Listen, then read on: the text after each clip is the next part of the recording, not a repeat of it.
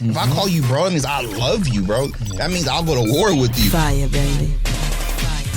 The reason why you need to know your identity is because when you know who you are, people don't get to define it for you. When I tell you guys who you have in your circle is important. You're listening to the Bros to Men podcast with Cameron Persad, Jeff T. Osborne, and Roy Rand.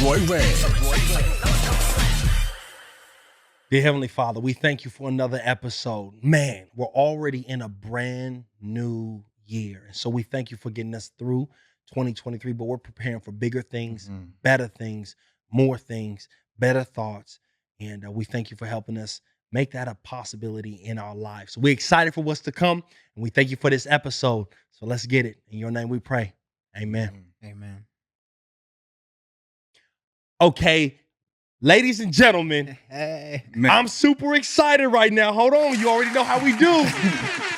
Yo, welcome to the first episode of the Bros to Men podcast in 2024. Come on, let's give it up again. Let's make some noise. 2023 was an incredible year, and we just want to welcome you guys, new people, old people who rocked with us for a while, all of our fans, all of our family who have journeyed with us in the Bros to Men show, where we drop jewels and give you content that inspires action. Woo. How y'all feeling about this new year coming up? Man, I feel it. Yeah, I feel like feel it'll be this the year, year man. is gonna be exponential growth for all the fam, all the friends, all the inner circle. Yeah, like is it just me or like I feel like the last part of last year on social media, everyone was just like, I can't wait for 2023 to be over, and this year it was trash, and I wish the holidays was going past by. So I'm glad we're out of that season.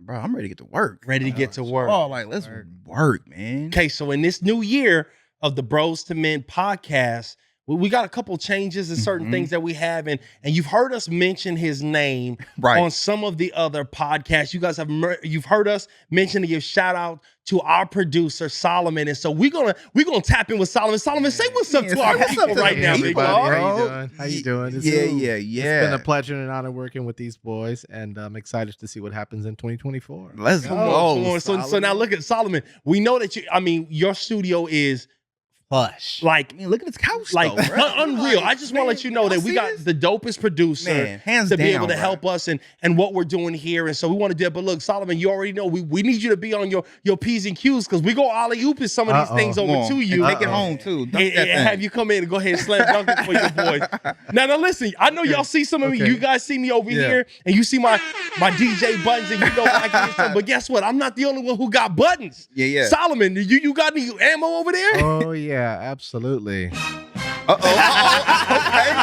Okay. So look, we gonna throw them in there every now and then. Yes, We're gonna sir. add them into the discussion because we're doing new things for New year. 2024. Ooh, I'm excited. Boy, y'all don't even know. Like I'm juiced, man. So so look, we're gonna hop into it.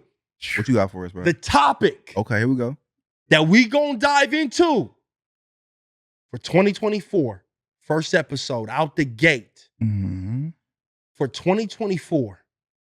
What is the mindset, the motto, and the motivation that you're taking into 2024? But here's the catch, that you've not activated in your life yet. Ooh, I like that. Triple M. The mindset, Okay. the motivation, Mm-hmm. and Motto. the motto Ooh. Okay. that you bringing into 2024 that you have not activated yet. So this is something that you didn't recognize. This could be something that you guys got on the back end of 2023 when you reflect, because I know we always plan for what's next. We always lay out our goals. We get together and say, yo, this is my goal for the new year. But this is something that you may have caught from an L. It was something that you caught from a missed opportunity, or something that you realize, you know what, I didn't implement this in my life. And so this is what I'm taking in to this new year so that I don't repeat what happened last year, or so that I can level up. And as we always say, Solomon, I want you to get yours ready because we coming to you in this episode, big dog. Okay. The floor is open, fellas. Okay. Mindset, motto. What's the third? Your motivation. Motivation that I haven't had before. Wow. When you first thing coming to mind is systems, Okay. structures and systems. Mhm. I gotta stop hustling and get out of the mind frame of I have to work so hard and lock in more systems so that my employees, so that AI, whatever it is that I got going, things are just happening and my lead measures are getting made. Last year or towards the end of 2022, I've been reaching out to buy these businesses. And there was a business that was doing about 3.2 in earnings before taxes. And I had reached out to them 3 days late. Mm. 3 days late. And the only reason why I reached out to them 3 days late is because I was doing the reaching out by myself, doing all the work, doing all the grinding, doing all the hustling. But if I had systems in place, I would have got that out in time, and then I would have had another 3.2 added to my net worth. So Mhm. this year it's about smarter, not harder, and locking in systems and SOPs, which I really got to get with Cam with Hold on, that, 'cause time out, that's what time he out, teaches time out. with You that. you talk, hold on. What? You talking SOPs? Let's go back. What does that mean? It's a Systems of operations, like standard what operating standard procedures. That's what operating SOPs procedures to stand where it just things happen. They Mhm. they get done, right? Yeah. We've all read Napoleon Hill's book. A lot of people don't know Napoleon Think Hill and Grow really Rich. struggled. Think and Grow Rich. Mhm. Outwitting the Devil. That's my favorite one. Boy, that one is fire. Bro, he was in his bag on that one, wasn't he? Man, Outwitting the Devil. If you ain't read that book, you Napoleon Hill. have to read that book It's by a Napoleon staple. Hill. It's a staple. Yeah. But before he really took off, he kind of struggled in getting things going. He was great at writing, great at doing what he did. But when he met William Clement Stone, is when he really took off. And William Clement Stone wrote a book called Success Systems. Mm. And what that does is it locks in systems to where the things that you think and the things that you know you need to do are happening every single day consistently Mhm. with you there or with you not there. That's it. So that way things get done on another level Mhm. exponentially. So even hearing you say talking about systems, laying those systems out, given that situation that you had right now, if somebody's not in a business like place where you're at, how would somebody be able to implement a system? Because when I think about systems, sometimes I think about operating systems, Mhm. I think about tech stuff that you need. Right. But if Right. somebody has a family, if somebody has a great job, like what? But they're trying to better their life. How does a system work so that you can copy and paste a system or an SOP, Mhm. standard operating procedure Come on for now. your life? Like, what you like that, I big like that, dog? bro. Come Go on ahead. now, Drop them hello. acronyms and definitions on them. You That's right. feel me? Yeah. That's where it's hard. You have to take what's in your brain because you're what you do is an algorithm. Mhm. Like who you are is an algorithm. Like somebody might wake up, they go straight to brush their teeth, whatever it is that you consistently do every day. That's an algorithm in your brain. But how can you take that out of you and put it into the world, so that things get done that lead to a result that you Yeah. want, I like right? that. Yeah. And so that way it gets done, whether you're there, whether you're sick, whether whatever's going on, those things get done. And you had a post today where you were talking about soil Mhm. and planting seed. Mhm. Mhm. I feel like a system is a way to plant seed in that soil, regardless of the storms or the winds that's going on in your life. Mhm. Ooh, That's good. I think even when you look at that, that soil can be, like you said, that Mhm. system. And I think sometimes we're so big, and that was one of the things I wanted to touch on when I put this out, is we're so big on seed. You got to throw out the good seed. You got to throw out all those opportunities. You got to keep Yeah. working day and night. That's what we call seed. You're throwing Yeah. out good seed. But the problem is if you haven't prepared your soil, See, it doesn't matter how great your seed is, that soil gotta be fertile. it's got to be fertile. Yeah. And so when we talk about putting together systems, I think that systems are also the soil for the seed of what we want to do to be able to be planted so that we can germinate. So here's my question. I wonder how many people have fantastic seed, Mm. but you think that your seed is trash, and the seed isn't the problem, That soil. it's your soil. And if we're talking about soil, it's your SOP, Mm-hmm. your standard operating procedures. Cam, this is what you do Yes, sir. on a high level. You're talking international, you're talking contracts that we can't talk about. Mhm. We're talking safety. We're talking break it down, because Preparation. I love how Dip said that, bro. I Yeah. love how you talked about this year. I'm gonna focus on systems. What can you weigh in on being a person that your whole career Mm-hmm. is on systems, and if systems fail, what happens in your space? Oof. Yeah, the unthinkable, and that's why systems are so important. And I think what a lot of people fail to realize is that structure creates freedom. Mm. A lot of people don't realize that. Boy, hold Say that on, again. hold Yeah, on, yeah, hold back on. that up. Structure, Say that again. structure is what creates freedom. When you live in chaos, it's very hard to plan. It's very hard to have a system in place because you don't know what's going to take place from one moment to the next, right? It's chaos. But when you have structure, you can begin to have an understanding of after A comes B, then C, then D, then we have a pause, and then it's E, then it's F. You don't have that without structure. So structure creates freedom because if you want to implement something different, if you want to implement something new, you have a system to go back and examine and a structure that's there. We can say, where can we put, this and that or the other? For example, if you have a home, right, that's your structure already. You have a solid foundation and a structure. Now, if you say, I want to add on to my home, right, I want an ADU, I want to add that additional unit on there, right, that additional dwelling unit, and I want to make 2 additional rooms, a bathroom, and I want to have a man cave. Well, how do you begin to figure out where can you place those things? By looking at your additional structure. Because you look at the house, okay, I got 1,500 square feet to work with. There's 3 rooms here. There's a bathroom here. There's a sliding glass door and a patio. I can build that man cave off the patio. You have an existing structure which will create the freedom for you to create those plans. That's why structure is so important. You have to have structure and you have to have a foundation. Now, the reason why systems are so important is because, to Dip's point, systems allow results to still take place without you having to physically be there to manage them. And that's why systems are so Hey, important. Solomon, can you give me something for that right there? That was oily, dog. You have to have those systems in place because, for example, right, I've managed very large teams at different organizations. Now, the reason why I have to create these SOPs or standard operating procedures is because I can't have 50, 60, 70, 80 employees come to work every day and wing it. I don't know what I'm going to do today. Today was Wednesday. We'll see how tomorrow goes on Thursday. No, like, you're going to come in every day and know what you're going to do in your first hour while you're here. Boy. Then you're going to know what you're going to do in the next 2 Boy. hours. You're going to know what time you go take your lunch. You're going to know what time you come back from lunch, and then what you need to do for the last 2 hours of your shift, right?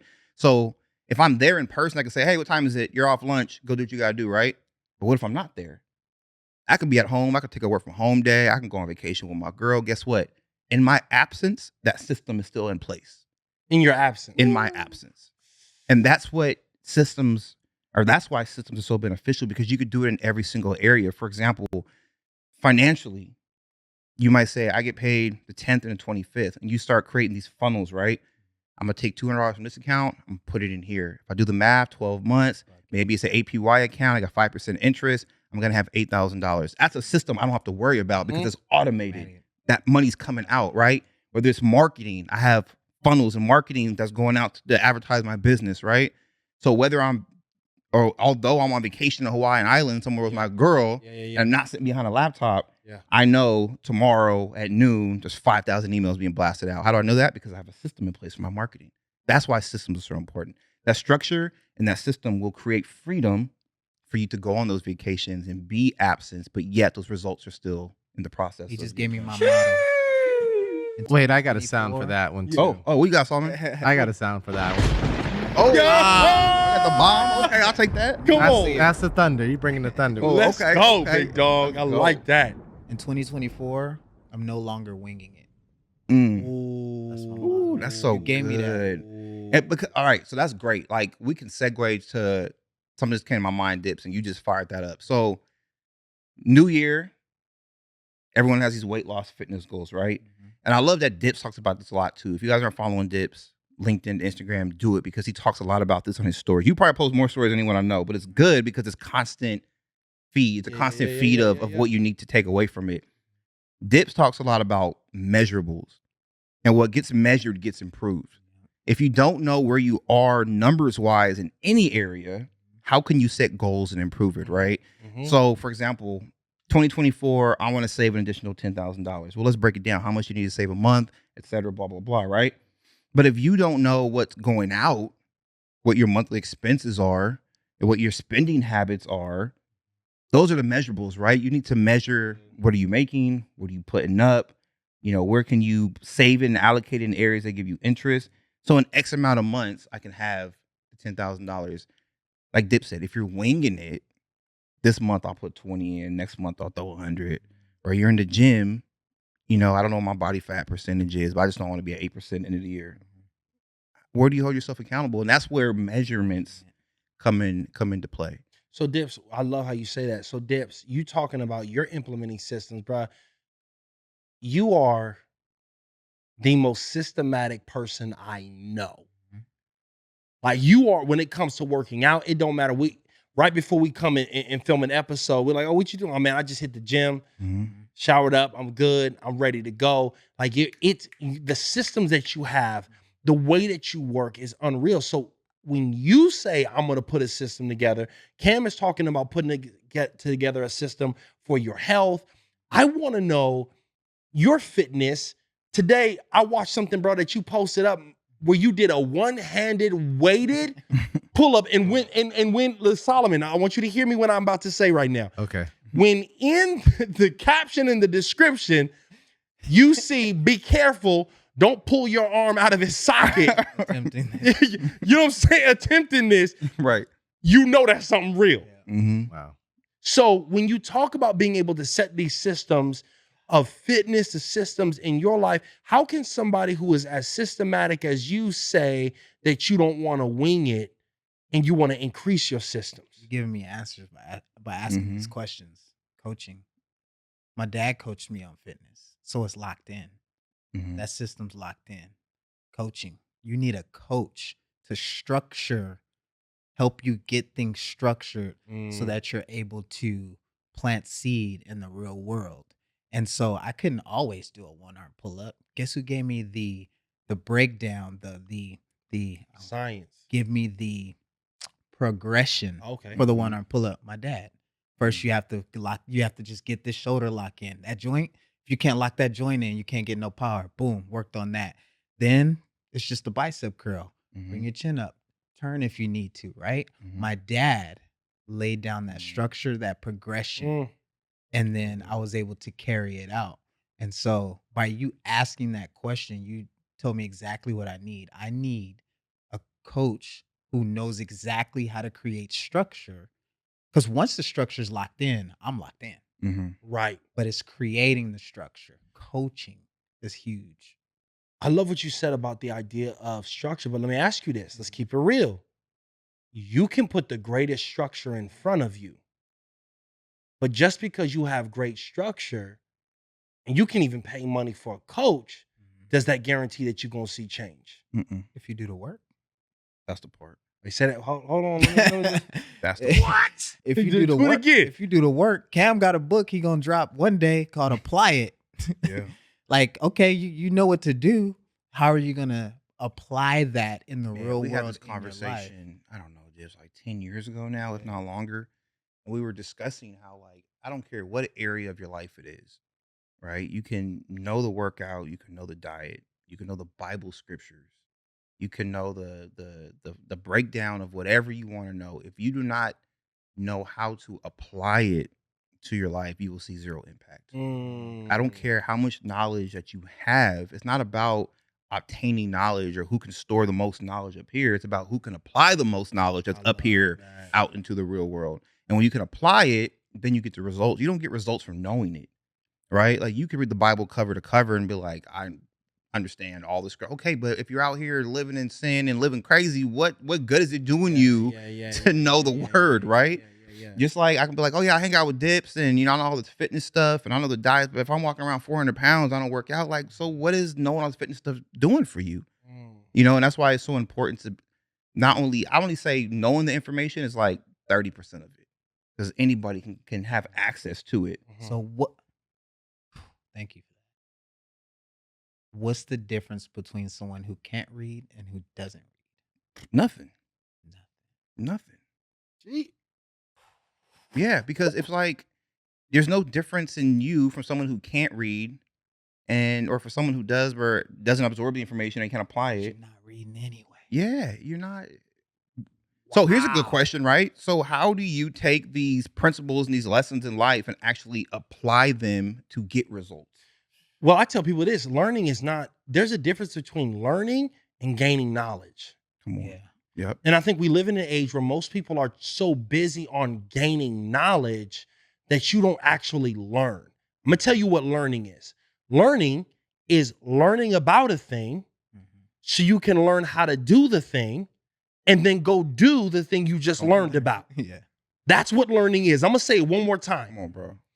Learning is learning about a thing so you can learn how to do the thing and then you go do the thing that you just read about. That's called learning. Right. And so the idea of application and applying something to your life isn't, I got to wait till it's actually perfect for me to go and act on it. It's acting on it at the level you're at right now until that becomes repetition. And let me put it this way.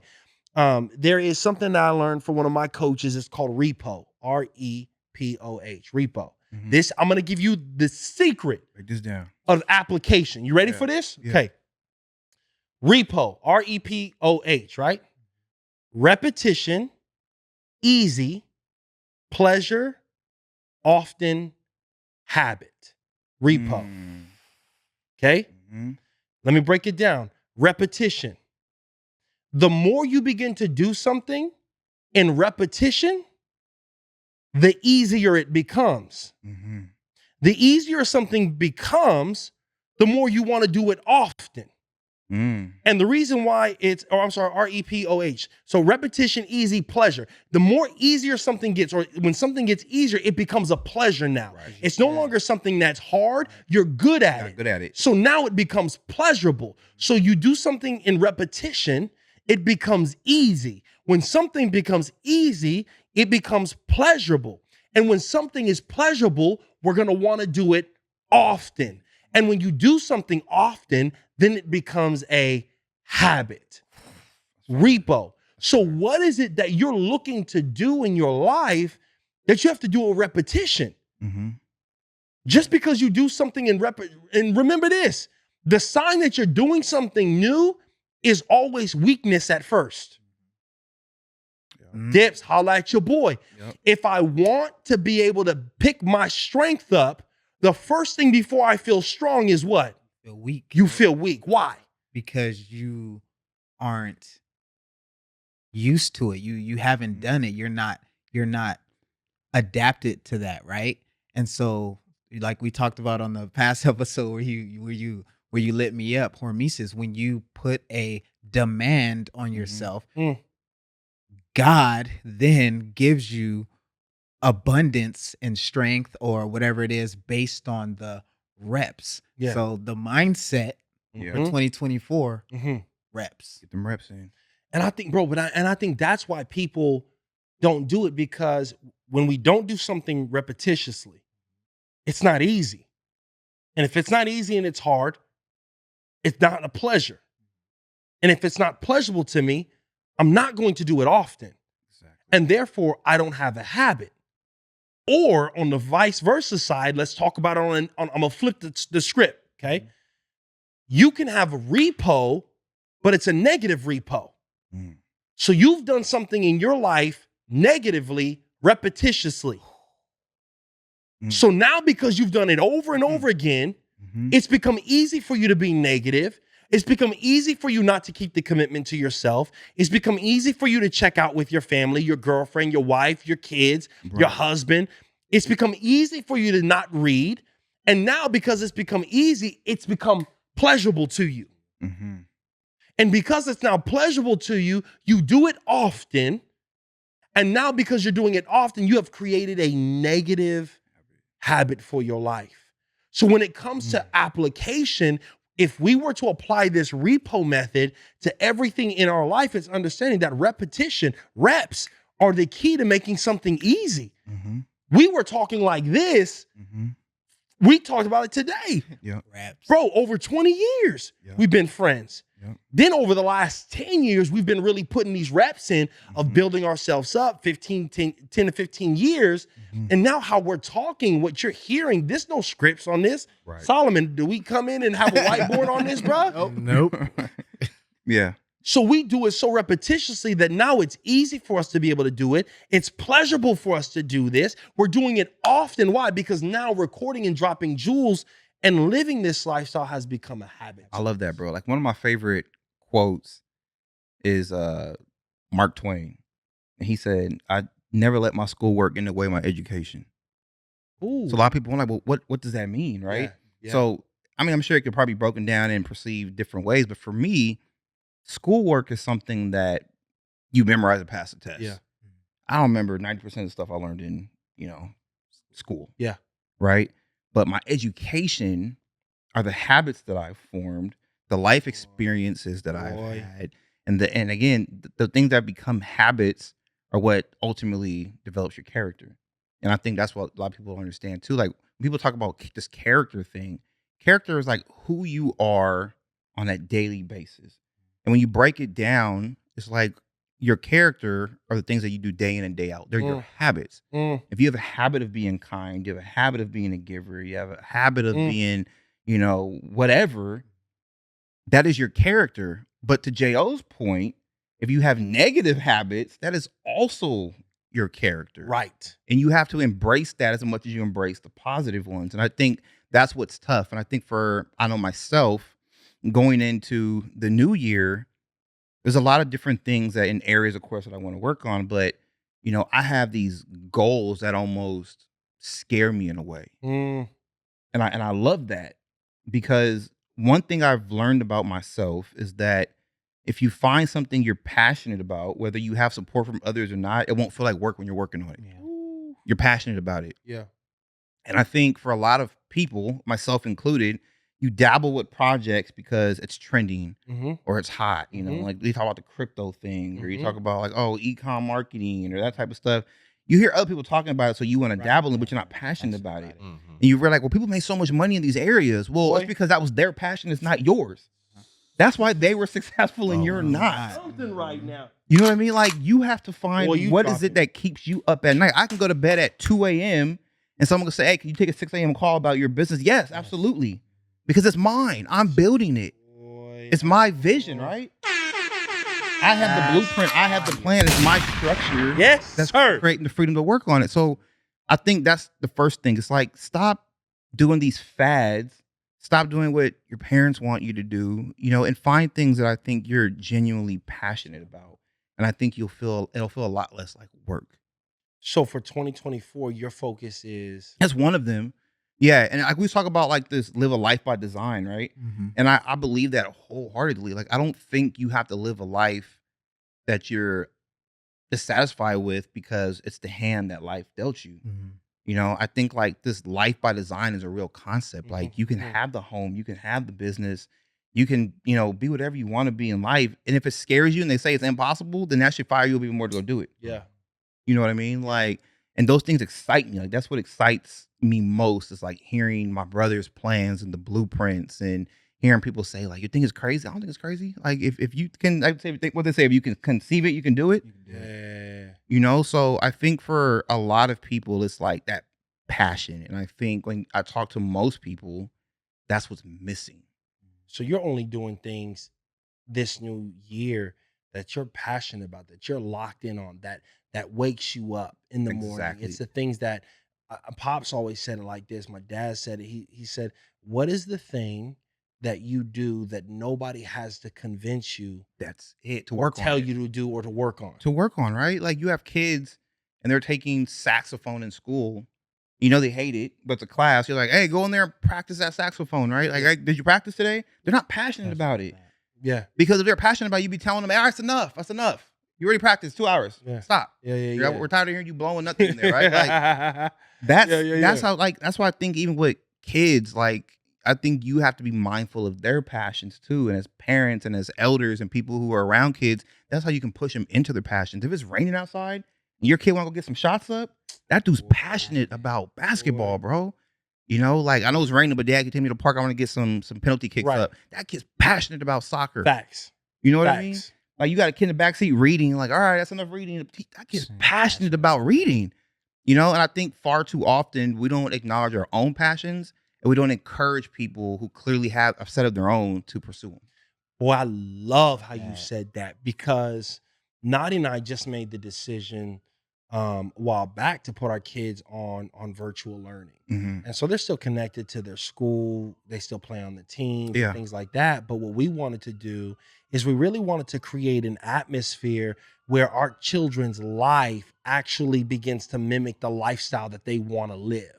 And I'll never forget my brother, man, Rick Gutman, incredible businessman. I remember I was 21 years old or 22 years old, had no money. He had already, I mean, he sat at the foot, like, personally mentored by Robert Kiyosaki. Like, that's his mentor. Rich Dad, like, Poor Dad. yeah, Rich Dad, Poor Dad. Yeah. Like, if you haven't read that book, Rich Dad, Poor Dad, you have Another to. staple. Yeah, it's another staple. That's another jewel. But he said, I wish to God that when I was younger, they would have made a school that highlighted the things that I'm gifted at or interested in. Because most of the times when you're in school, they teach you how to be a good kid, be a good student. And if you think freely, or you go against the grain, or you don't get A's and B's like so-and-so, that you're dumb, or that you're not a good kid, or that you're not going to be anything great in life, when in all actuality, that person has a drive. I don't want to go with the masses. Anytime somebody became something great, it means that I was willing to go against the grain and not just say, okay, I'm getting straight A's. And that means you can follow directions, but can you think on your own? Right. And so I love what you said about, you know, what is the area that your child, or what is the area that you are passionate about that nobody has to convince you to grow in? Nobody has to tell me, nobody has to tell you. If y'all were to see our feeds, we got podcasts, books, we got clips, we got videos, we got Instagram. We ain't talking just stupid TikTok or Instagram funny things. Like, we're sending stuff. And I'm so glad you said that, because I think a lot of people who are unclear of their passion or, you know, things that they're passionate about, I think if you take, you know, that reflection and look in the mirror, you'll be able to identify them. Like, for example, I don't have to call Roy and say, hey, make sure you work out today.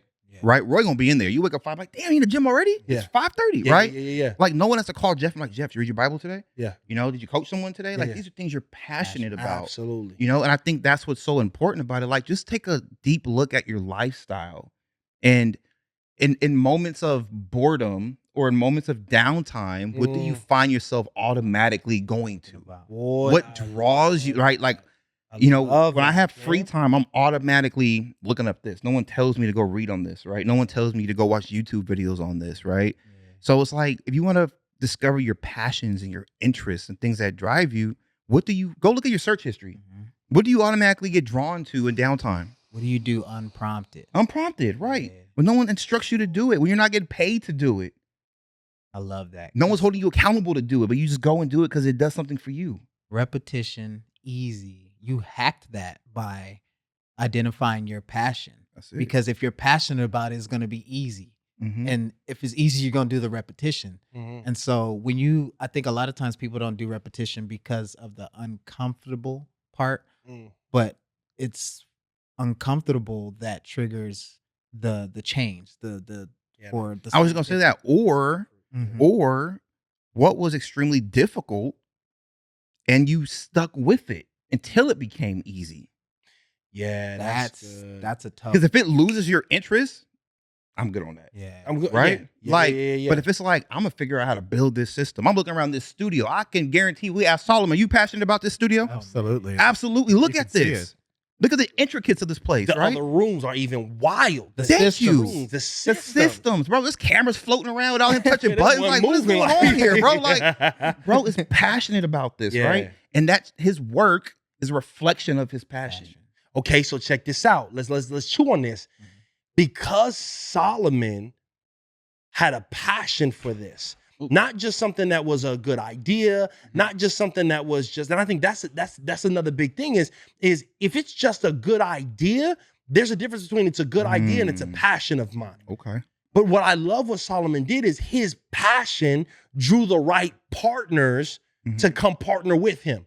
So even though we're in here and we pay for our sessions, we do what we do, we have our blocks, because of it, any person that pays you for your passion has partnered with it.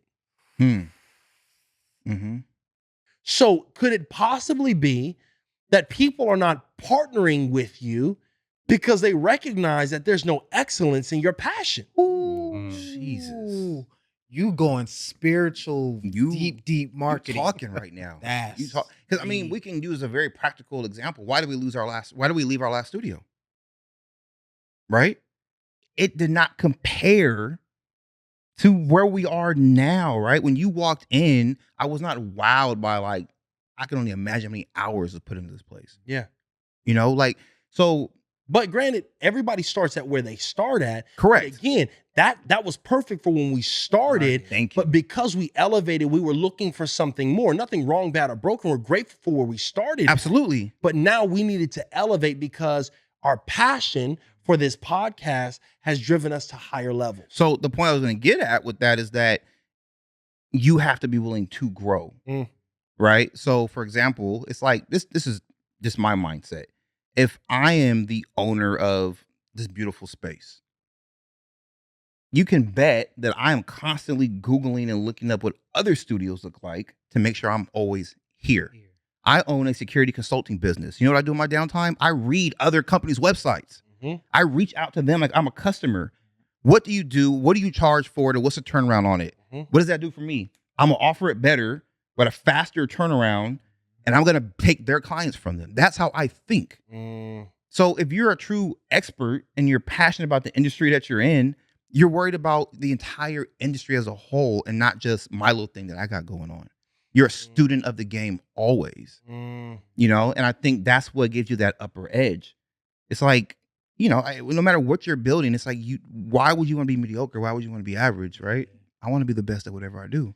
Yeah, I love this because I'm reminded of a story, dog, when we first started this whole growth process. Like my pops was always into self-development, Yeah, being always. better. Like he was in Amway, then My they were first network coach. marketing. Yeah. Like the first coach. Yeah, your first coach. And I remember when we all started, we had people around and Dips didn't come out the gate becoming the man he is now. Like it took him a while to kind of get this. And so we have people like, man, this dude ain't serious about change. He ain't serious about growth. He's not, he's not tapping into this. He's just dabbling in where it was. And they believe that you weren't going to do anything with the path that we were trying to be on. Talk about that for a minute, because I love how you talked about passion, but it wasn't something, you always had competitive drive. You and I would argue.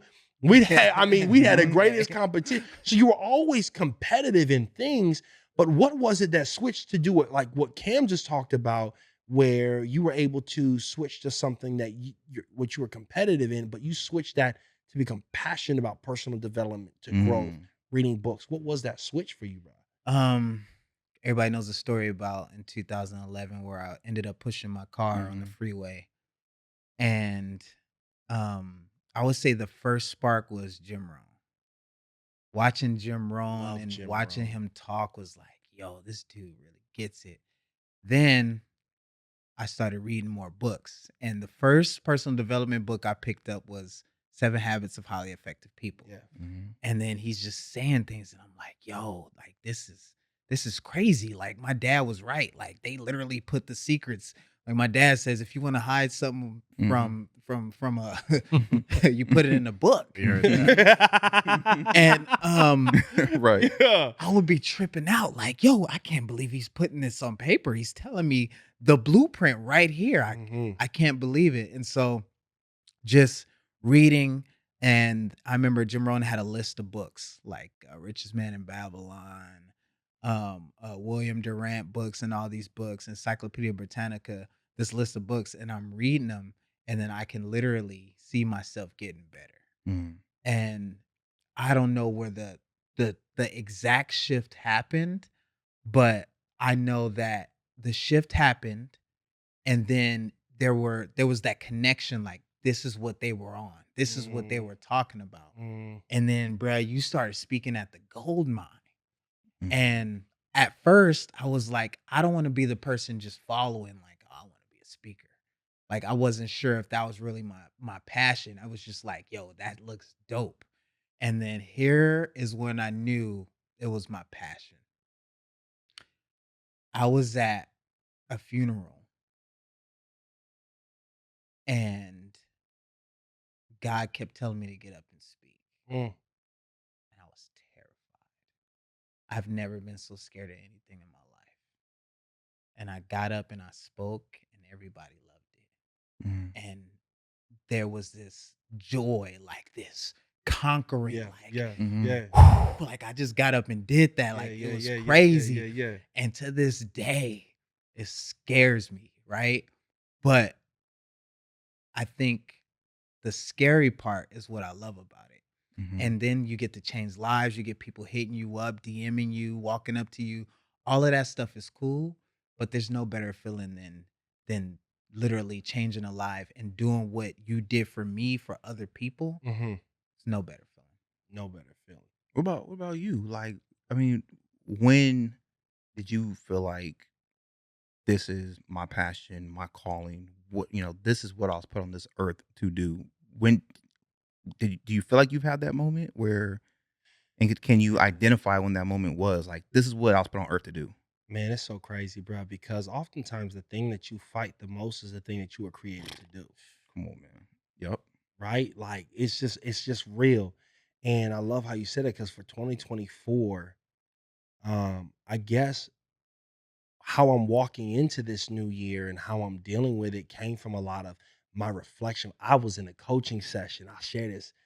I was in a coaching session, and he's a big, just an incredible business owner out of Hawaii, and we're having this conversation. He's a personal trainer. I mean, the dude is a dog, and I'm training him about something. And we talked about a couple episodes ago about two two problems that most people who are going after their God-given destiny make. The Mhm. first one is the what we call the sin of disobedience and the Yep. sin of presumption. We talked about that. But I didn't realize that the sin of disobedience is simply when you know that God has called you to do something, that you don't do it or you move too slow to do it. Like what our moms used to teach us, slow obedience is no obedience, Mhm. right? And Do so it when when I you, tell you to do it. yeah, yeah, yeah, Yeah. 100% first time, right? So the first thing is that sin of disobedience. God's been telling you to do something, you feel you got to do something, and then you don't do it or you don't move, right? But then there's a second sin that they say that hangs up most people, and it's the sin of presumption. And the Mhm. sin of presumption is you know what God has called you to do, but you just presume you know how it's supposed to get done. Mm. So it's one thing to say, I knew I was going to be a speaker. Yeah. I knew he was calling me to be to be a pastor in some type of way, and I knew I was going to be called to business. I knew what that was, and I was obedient to saying, yes, I'm going to do it. The problem that I made was that I just presumed that I knew how it was supposed to happen. Mm. So in my mind, the only way for me to be a pastor was to go into the four walls of a church and be a regular pastor, because that's how pastors do it. Mhm. So when God told me, "Oh, I want you to be a pastor," I didn't know what that meant. But in my mind, I just presumed, oh, it means like everybody else. So what did I do? For almost 10 years, I chased that. Mhm. And I had somewhat success in it, but I wasn't in my sweet spot. And it wasn't until I had my heart attack. It wasn't until I was dealing with anxiety. It wasn't until I was dealing with depression. It wasn't until I had a moment where I said, hold on, this is not the life that I want to live, that I recognized that everything that I went through. The first time I went to the first church, there was drama that happened. Right. And it was like the worst type of church hurt that you can deal with as a church leader, straight pain. If that wasn't a sign that God was like, yo, hello, this ain't it. Mhm. Then I went into another situation, another season, and that was pain. And then that was my idea saying, yo, that wasn't it, dude. And so instead of waiting and saying, okay, God, wait, I know you called me to be a speaker. I know you called me to start this company. I know I'm feeling like I'm supposed to do this, but how do you want me to do it? What is that supposed to look like? And it wasn't until I waited Mm. And I was like, okay, what is it supposed to look like? What is this thing supposed to be? That I realized that, yeah, I was called to be a pastor. Pastor just simply means a shepherd. Mhm. And so I get to shepherd entrepreneurs and CEOs and pastor them and champion them. I'm not in a I'm not in the four walls of a regular church preaching every Sunday. I preach at church conferences, Yeah. but I'm also preaching at or speaking at business conventions as well. I'm coaching CEOs. So what I'm saying is for me, I recognize that presumption kills more dreams and staggers more people than not. That means you're moving, but you're not moving how you're supposed to move. And knowing your identity, knowing what you're good at, knowing what you're not good at, knowing your passion, having a system. Your system has to match your passion, and your passion has to match your identity. So when I don't have a system that matches what I'm passionate about, and my identity shows me what I'm passionate about, I can be moving, but just because you're moving, Denzel says it doesn't mean you're productive. Facts. So most people have movement, bruh, that isn't productive. So how did I know? I knew it when 3 years ago in the middle of the pandemic, I was obedient and I let go of my presumption. And I said, I'm going to relaunch my coaching practice. Right. I'm going to talk to entrepreneurs. I'm going to talk to professional athletes. I'm going to help people build their life and their success on biblical principles. Mhm. And I'm going to be 100% me in the process of doing it. That God began to bless it like crazy because I didn't walk around with that presumption. And so for me, the first thing that I'm really carrying is making sure that I'm not living 2024 with presumption or disobedience. The word for 2024 for me is critical obedience. That means my obedience to when I have to move, how I have to move, it's critical to my calling. Mhm. How It's you move, It's yeah. moving with a sense of urgency. Bruh, like Yeah. with a sense of Because your life does depend on it. It depends, bruh, It does what? depend on it. Yeah. Somebody who's watching this, they're asking, how do you move from presumption to obedience? How do you know, like, because they could feel that that's their passion. Like, Mhm. this is what I'm Mhm. supposed to do. Mhm. And they're not recognizing That's that so good. they keep And getting shut I want to down. add to that because I really want to get your intake on this. The people who miss out on their passions because they feel it's supposed to be easy, right? You step into a new season, you step into a new calling, new interest, a new hobby. Oh no, this is hard. This is difficult. This ain't coming the way it's supposed to come. This must not be my passion. Yeah. If it was from God, it'd be easy. It'd be blowing. My business be blowing up, right? Yeah. If it was God sent, I make $1 million my first year. How do you stay consistent when you feel this is where God has put me, but I don't have those You're results? still getting reps in. You were in You're that church. repping. That wasn't it. But Yeah. you were still being molded. The strength ain't came yet. I'm still struggling, right? Yeah. Do I walk away from this? Does it mean it's not my passion because I'm not getting stronger ASAP? These are tough. Bro, but God's so good that even in my presumption, you can still learn something. Come on. I That tell part. people life is a two-sided coin. Life is either working for you or it's working on you. Mm-hmm. Mm-hmm.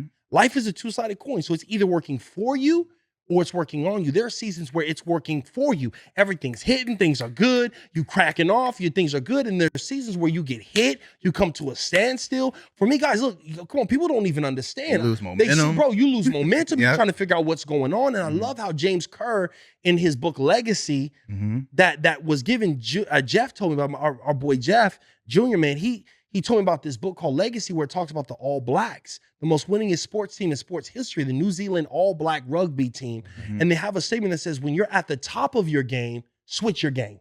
Mm. When you're at the top of your game, switch your game. And oftentimes we get to the top of our game, when we get at the top of a level where we feel like this is the most that life has to offer. No, you need to switch your game to level up to a next level. So understanding that life is a two-sided coin. If life isn't working for me right now, then that means life is working on me. So because of my disobedience, because of me moving in presumption in times, I was grateful enough to take the lessons that I learned, whether it was me facing 16 years of life, me not learning how to manage relationships, Yeah. those type of things began to mold me. But here's a simple way to figure out if where you are is working for you. The Bible says you will know a man by their fruits. Mm-hmm. And the real question of wondering, are you called to do something, is, are you bearing fruit Mm. in that thing? Notice what I'm saying. I'm not saying, do you have a full orchard? Right. Are you bearing fruit? Right. If you started a company and you're making money, you're doing $2,000 a month for your company, congratulations, you're bearing fruit. Which is hard to do. It's hard to do. It's hard to make $500 a month in a company. 100%. You know what I mean? 100%. Pat yourself on the back and give yourself some credit for how far you've come, honestly. Like, bro, that's real. Yeah. And so being able to recognize that is where, instead of asking God, I was frustrated because in one season I wasn't speaking in any churches. I was only speaking in business. I was like, man, but I love to preach God's word. And I remember I was talking to Hop and he hit me up. He goes, bro, instead of trying to fight it, why don't you just lean into where God is blessing? And somebody's trying to ask the question, how do I know what I'm called to do? Where do you have the most favor in your life?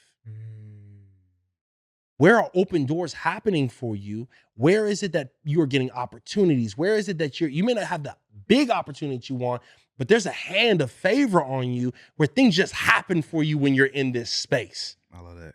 Right? And I think that's one of the things that we get to figure out of how to be able to move in that space. You got to understand, if life isn't working on you, or if life's not working for you, it's working on you. That's so good. And there's one other question I want to ask. I want to get both of your guys' opinion on this and bring Dipson on this as well. You know, we talked about the Nipsey lyric of the past, right? Nipsey Hussle says, circle got smaller, everybody can't go. Everybody can't go, right? And I think it's so like, that's almost like prophetic. Because when you think about it, of course we want to take friends and loved ones and our boys from day one and all these different things, but they're not meant to go with you on that journey. It's funny, I saw something online recently. You guys probably saw this too, where he was saying, day ones are cool, but I'm also a fan of day twos. And everyone was like, what's a day two, right? So it's like day ones are your boys like you grew up with, you went to school with, we clubbed together. Day twos are the people you meet on that journey or when you're in your purpose. We share similar interests, right? Those are my day twos. Like my day ones are my boys from, you know, that's my tribe. But my day twos, those are like the ones I met as an adult when I was already kind of picking that path in life, and they complemented and they added to it. And, you know, we kind of formed this relationship. But the question I wanted to ask, referencing that lyric, is it's extremely important to tailor that circle when you're chasing that passion. Absolutely. And when you're building those businesses and you're building that tribe, right? So I think for a lot of people, and I struggle with this, is like, you know, we're not congruent anymore. We know we're not in sync like we were at 15, 16 years old. But it's like, damn, that's my boy though. Yeah. You know, like I'm here, he's still down here. Yeah. He's not getting it. He's still messing with that same foolishness stuff that I've grown from, I'm growing out of. How do you, maybe one, choose, two, have those conversations, maybe three, leave behind the dead weight moving into the new year so that you can chase those passions and have those folks? Or how, better yet, how would you know that there's someone who should be with you? There's a scripture I love that Paul talks about. He says, in order to run, you have to let go of the weight that so easily ensnares you. And so when you talk about this idea of weight, it's understanding. It sounds harsh, but it's so real. It says the weight that so easily entangles you. It's weight that it's so easy for you to get entangled in.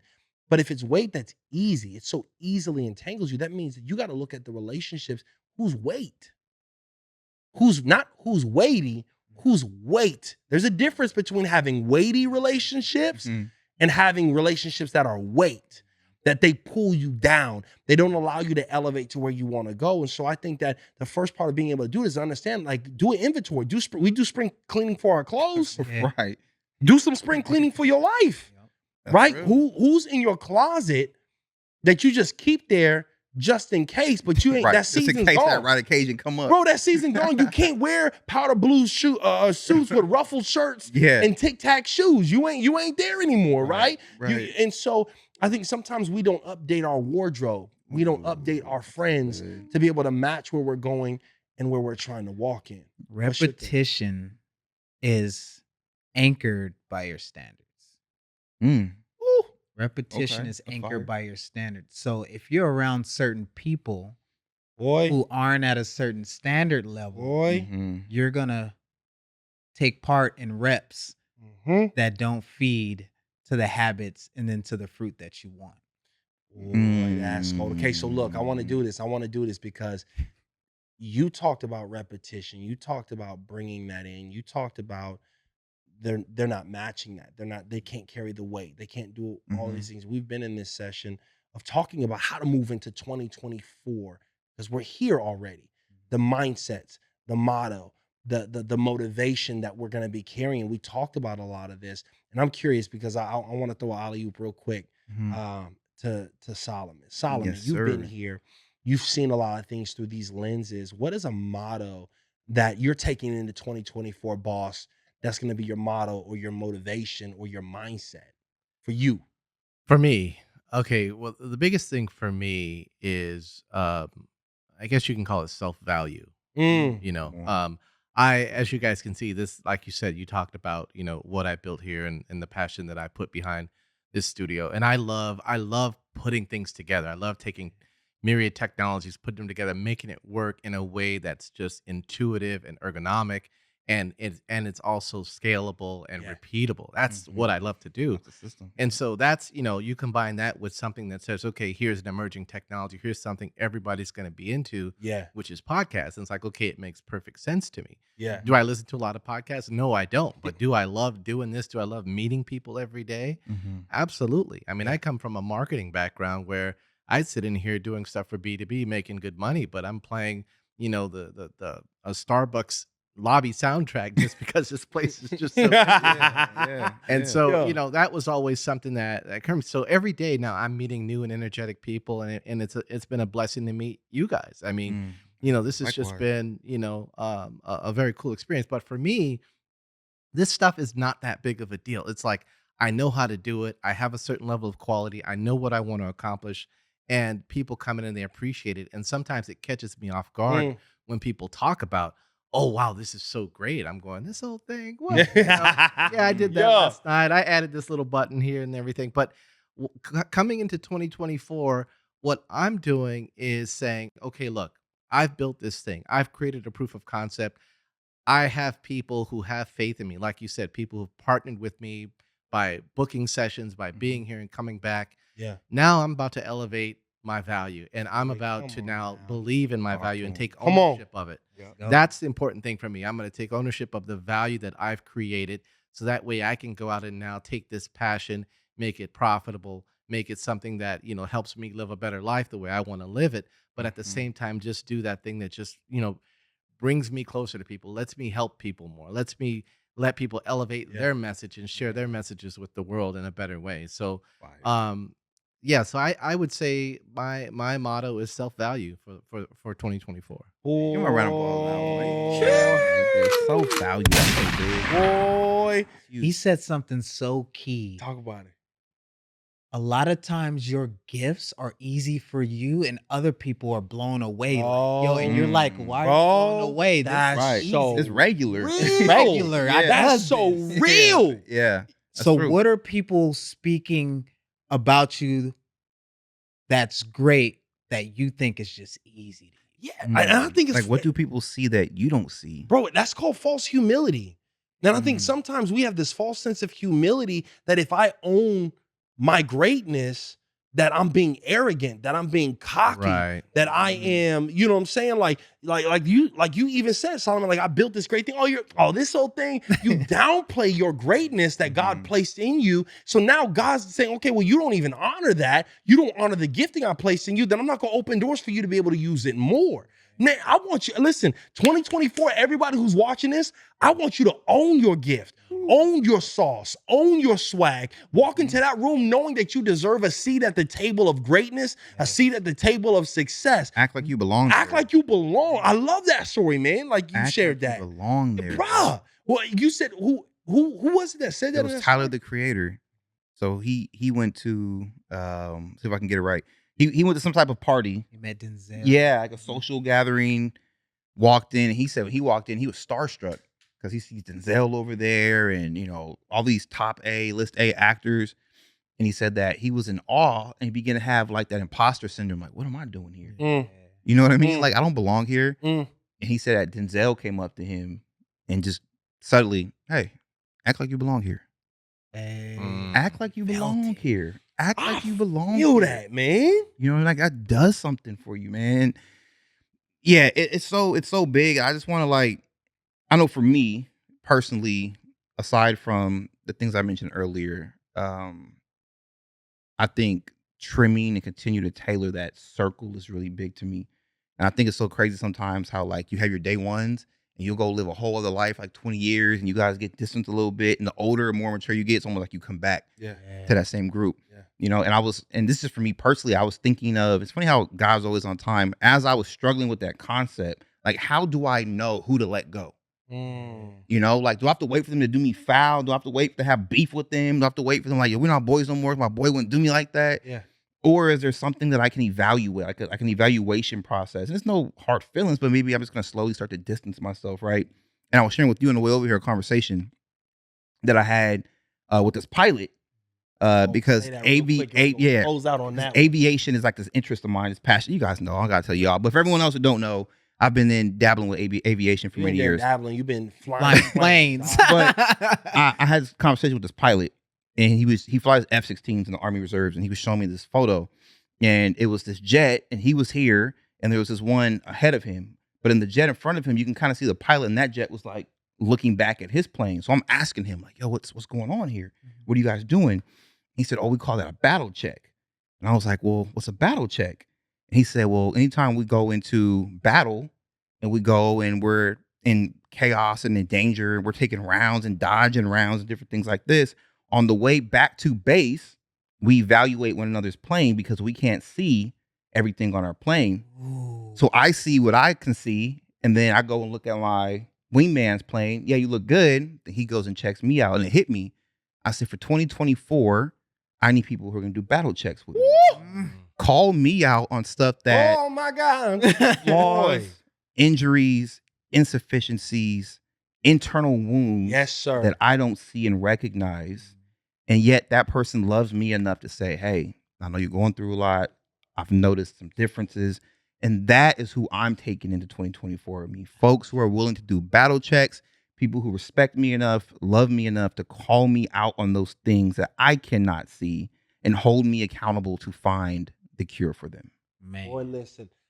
We ain't even gonna say nothing else after that. With that being said, we gonna close out this episode. Listen, if y'all haven't already tapped in, there's so much gold, so much jewels Come on. throughout this entire episode. We want to encourage you to rewind it, play it, stop it, pause it, take notes, and get ready because this is just a little taste of what 2024 has in store for us. We ready. Yo, y'all better get ready. We coming. We coming. So Yeah. listen, Happy New Year. Yes, Get sir. ready for this growth.